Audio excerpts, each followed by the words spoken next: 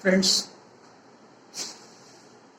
हम लोग डिस्कस कर रहे थे बेल, और मोटे तौर पर हम लोग डिस्कस भी कर चुके थे।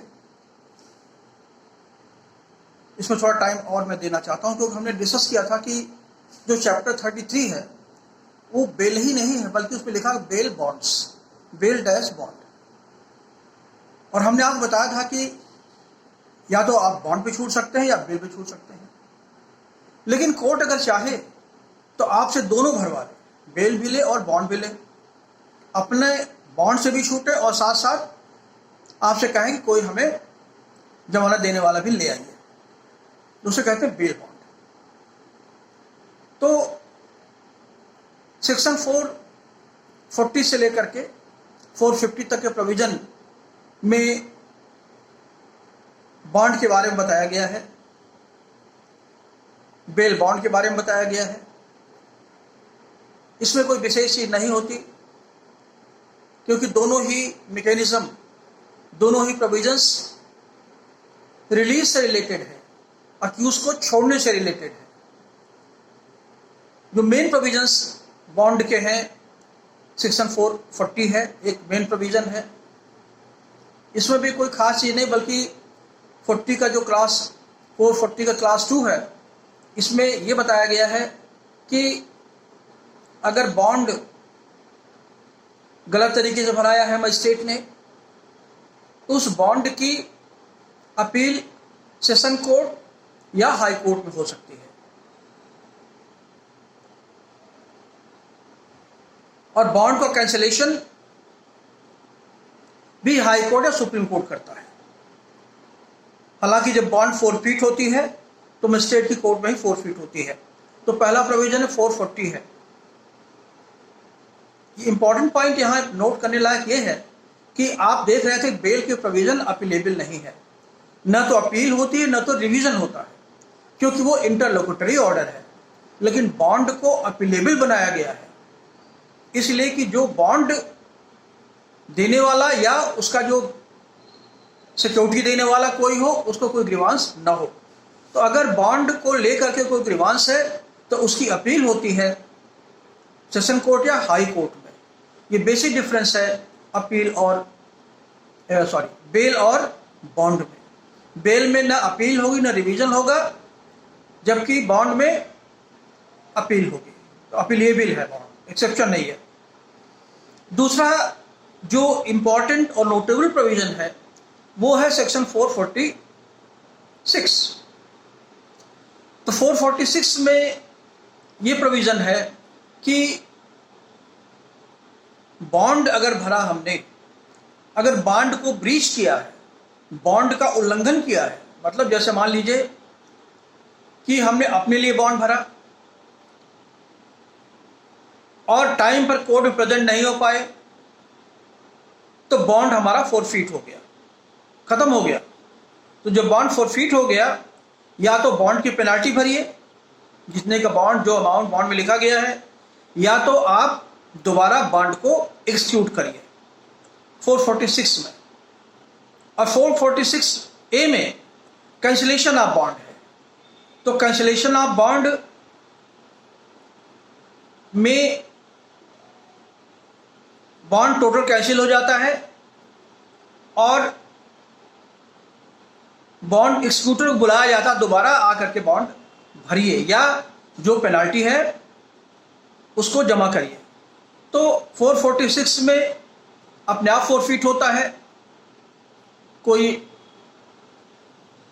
इरेगुलरिटी होने, कमिट करने पर, और 446 में वो कंडीशन होती है जब बॉन्ड का कैंसिलेशन करना पड़ता है। ये मेन प्रोविजन इसमें है और कोई विशेष प्रोविजन नहीं है। और हम डिस्कस कर रहे थे बेसिकली बेल में हमने एक कर्सरी व्यू पॉइंट का व्यू से डिस्कस किया था।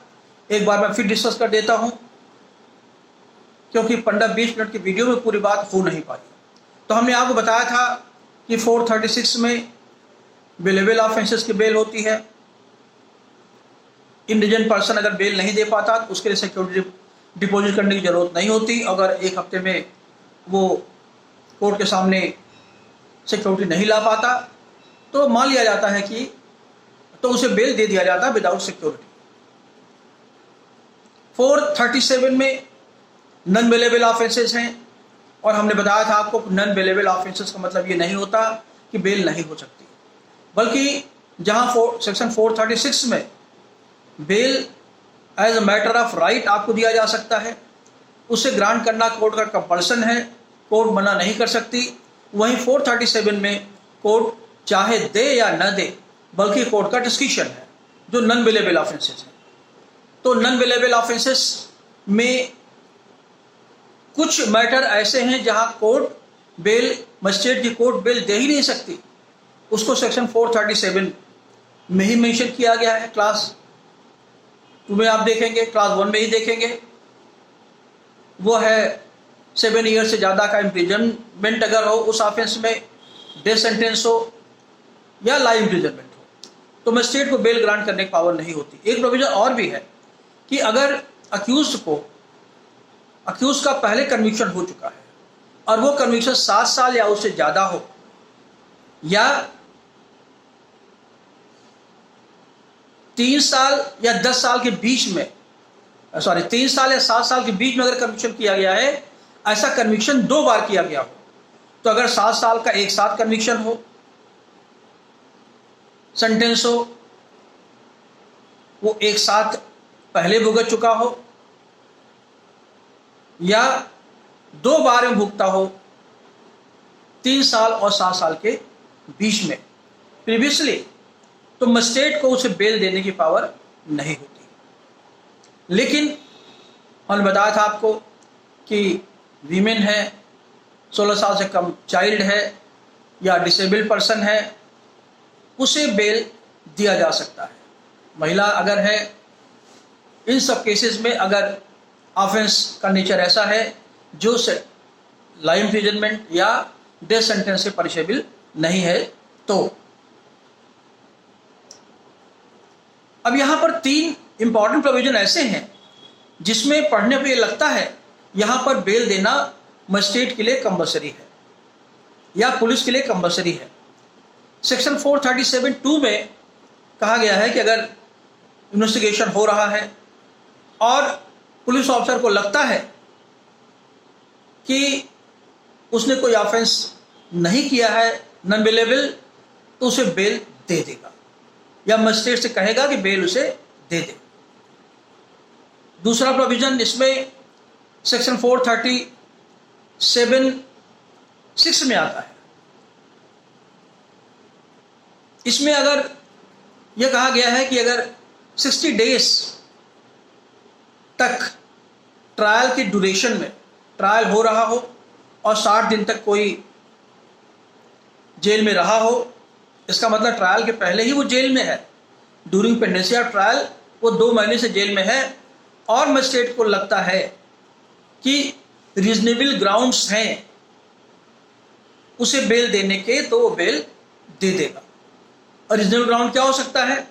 प्रामा फेसी लगता है कि हो सकता है उसने ऑफेंस न किया हो, क्योंकि ट्रायल हुआ नहीं है इसलिए क्लैरिटी तो है नहीं, लेकिन एक प्रिकॉशनरी, एक एंटिसिपेटरी मेजर अक्यूज के फेवर में दे दिया गया है सेक्शन 437(6) में कि 60 डेज जेल में बीतने के बाद उसके कंडक्ट के बेसिस पर अगर मजिस्ट्रेट को लगता है कि उसे बेल दे देना चाहिए तो उसे बेल देगा, ग्राउंड लिखते हुए, अदरवाइज कोई रीजन रिकॉर्डेड करेगा और कोई अदरवाइज कोई रीजन ना हो तो। फिर सेक्शन 437(7) में आप देखेंगे कि अगर ट्रायल कंप्लीट हो चुका हो और अनाउंस न किया गया हो जजमेंट, मजिस्ट्रेट को, क्योंकि मजिस्ट्रेट हियर करता है, सुनने के बाद उसे लगता है इसने कोई ऑफेंस नहीं किया है और ये छूट सकता है, तो उसे बेल दे देगा। ये 3 कंडीशन सेक्शन 437 क्लास 2, 437 क्लास 6 और 7 में मजिस्ट्रेट या पुलिस, 437(2) में पुलिस को भी पावर है, 437(6) और 437 में मजिस्ट्रेट को पावर है कि अगर ये कंडीशन एग्जिस्ट करती है उसे बेल पर छोड़ देगा। तो जो हम डिस्कस कर रहे थे कि कंपल्सरी बेल, इसमें 3 437 के 3 पॉइंट और भी जोड़ सकते हैं, 437(2), 437(6) एंड 437। अब यहां तक एक चीज और डिस्कस करना चाहते हैं कि जो सेशन कोर्ट बेल देती है या हाई कोर्ट बेल देती है 439 में, उसमें और सेक्शन 437 जो मजिस्ट्रेट बेल देता है उसमें क्या बेसिक डिफरेंसेस है। देखिए, पहला डिफरेंस तो ये है कि power session court high court की नेचुरली अधिक होती है, और सेक्शन 436 में जहां बेलेबल ऑफेंस में बेल दे दिया गया है, बेल या तो पुलिस देगा या मजिस्ट्रेट देगा, वहां उसे कैंसिल करने की पावर नहीं होती। अगर बेलेबल ऑफेंस है तो उस बेल का कैंसिलेशन केवल सेशन कोर्ट करेगा या हाई कोर्ट करेगा सेक्शन 439 में। दूसरे, जहां बेल रिजेक्ट हो जाती है उन कंडीशंस में, अगर अक्यूज पर ऐसा कोई चार्ज है जो डेथ सेंटेंस, लाइफ इम्प्रिजनमेंट या 7 साल से ज़्यादा का हो, और जहां मजिस्ट्रेट को बेल देने की पावर हमें बताया नहीं होती, वहां सेशन कोर्ट हाई कोर्ट को बेल दे सकता है। इसके अलावा सेशन कोर्ट हाई कोर्ट के पावर भी होती है कि जो कंडीशन इम्पोज करता है मजिस्ट्रेट, उसमें इन्हांस भी कर सकता है, उसे कम भी कर सकता है। और इस कंटेक्स्ट में आप देखेंगे कंडीशन इम्पोज करने की अनलिमिटेड पावर होती है सेक्शन 439 में सेशन कोर्ट या हाई कोर्ट के पास। ये इतने प्रोविजन हमने डिस्कस किए थे जो बेल से रिलेटेड थे, और सेक्शन 440 से लेकर के 450 तक बॉन्ड का प्रोविज़न है, और जिसमें 3 प्रोविज़न मेन बताया, 440, 446, 446A, और भी प्रोविज़न है जैसे माइनर बॉन्ड भरेगा तो क्या होगा, अगर बॉन्ड को कम करना हो तो कौन करेगा, बॉन्ड अगर कम करना हुआ तो सेशन कोर्ट या हाई कोर्ट ही करेगा, और इसकी अपील भी सेशन कोर्ट या हाई कोर्ट में हो सकती है, और ये इस तरीके से बॉन्ड अपीलेबल है, जबकि बेल अपीलेबल नहीं है। अब यहां से हम आना चाहते हैं अरेस्ट पर। इंपॉर्टेंट चैप्टर है अरेस्ट। तो 2 तरह का अरेस्ट होता है, अरेस्ट विद वारंट और अरेस्ट विदाउट वारंट। तो अरेस्ट विद वारंट का, क्योंकि वारंट लीगल इशू होता है, कोर्ट इशू करती है, अरेस्ट करने के लिए मजिस्ट्रेट इशू करता है, कुछ केसेस में एक्जीक्यूटिव मजिस्ट्रेट की पावर है, इसलिए जो वारंट इशू होता है, वारंट के अगेंस्ट में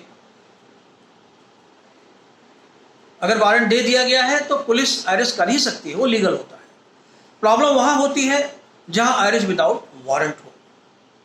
तो यहां अरेस्ट विदाउट वारंट की जो पावर, जो प्रोविजंस है, वो सेक्शन 41 से लेकर के सेक्शन 45 में दिए गए हैं। सेक्शन 41 और 43 2 प्रोविजन पुलिस को एम्पावर करते हैं अरेस्ट करने की विदाउट वारंट। सेक्शन 41 में 10 क्लाजेज हैं, 10 क्लाजेज हैं, जिसमें पहले 2 क्लाजेस में, पहले क्लाज में कहा गया है कि अगर पुलिस ऑफिसर की वजह से कोई ऑफेंस हुआ है और वो कॉग्निजेबल ऑफेंस है तो पुलिस ऑफिसर उसे अरेस्ट कर सकता है। क्लास 2 में ये क्लास ज़्यादा इंपॉर्टेंट है, मोस्ट इंपॉर्टेंट है, इसमें 10 क्लाजेज हैं, 10 ग्राउंड दिए गए हैं जहां पुलिस अरेस्ट कर सकती है किसी को। तो 41(2) का जो पहला क्लास है, दैट इज वेरी इंपॉर्टेंट। उसमें पुलिस को अरेस्ट करने की पावर तब होती है जब कोई कॉग्निजेबल ऑफेंस हो, person is concerned with cognizable offence, और या तो पुलिस के सामने हुआ हो, जो हमने 41 क्लास 1A में देखा, और इन क्लास 41 क्लास 1 के सब क्लास 2 में अगर पुलिस को कोई इंफॉर्मेशन मिलती है, ध्यान रहे information should be credible information, वो सूचना विश्वसनीय होनी चाहिए, तभी पुलिस अरेस्ट कर सकता है। उसको वेरीफाई करना पड़ेगा कि जो इंफॉर्मेशन दी गई है वो विश्वास करने लायक है या नहीं, ये burden of proof police officer होता है। अगर आप याद करें, आपको ध्यान हो, जो हमने डिस्कस किया था FIR, हमने आपको बताया था कि FIR किसी कॉग्निटिव ऑफेंस से रिलेटेड अगर FIR की जाती है तो पुलिस को ये पावर नहीं है उसे वेरीफाई करे, उसे लिखना ही पड़ेगा। तो इन्फॉर्मेशन चाहे क्रेडिबल हो चाहे ना हो, FIR लिखना उसे जरूरी होगा। यहाँ पर एक डिफरेंस आ रहा है। FIR तो लिख सकता है, कंपल्सन है लिखना, लेकिन उसे गिरफ्तार नहीं कर सकता जब तक वो वेरीफाई न कर ले कि सूचना सही है, क्योंकि किसी व्यक्ति की लिबर्टी का क्वेश्चन है, आर्टिकल 21 का क्वेश्चन है, और किसी को भी अननेसेसरी रिस्ट्रेन नहीं किया जा सकता। और अगर ऐसा रिस्ट्रेन करते हैं, उसकी बॉडी को अरेस्ट करते हैं, उसके पर्सन को अरेस्ट करेंगे विदाउट वेरीफाई द क्रेडिबिलिटी, तो ये रॉन्गफुल रिस्ट्रेन भी होगा और रॉन्गफुल कन्फाइनमेंट भी होगा।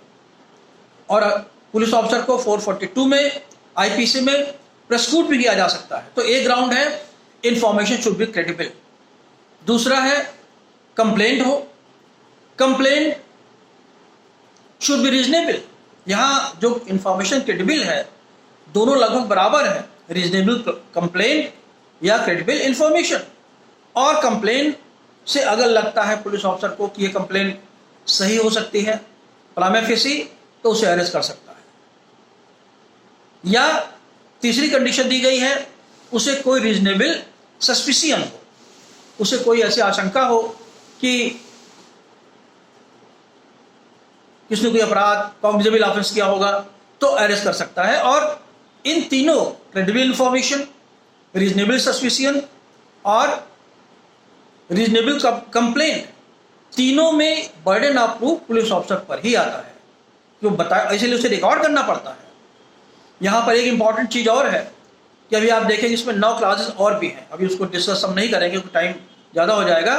तो इंपॉर्टेंट चीज़ जो इसमें बताने जा रहा हूँ आपको वो ये है कि पुलिस अगर अरेस्ट करेगी तो भी रिकॉर्ड करेगी रीज़न, और अगर अरेस्ट नहीं करेगी तो भी रिकॉर्ड करेगी रीज़न।